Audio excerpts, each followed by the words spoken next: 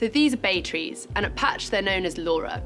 She comes in this lollipop style or in this pyramid style, and either way she's great for your urban garden. The best thing about her is that she's evergreen, so all year round she's going to look as lovely and green as this and will provide great structure for your outdoor space. What's an added bonus is that you can actually use her leaves in cooking.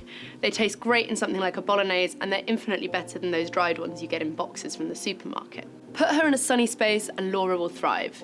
The one thing you need to be a little bit careful with is watering. If you let water sit around in a container, this will damage her roots and cause her to drop leaves. So it's always a really good idea to check the soil first, putting your finger into it up to the knuckle, and having a feel to see if she needs a drink or not. If you look after Laura right, then typically she'll stick around in a container like this for 15 years.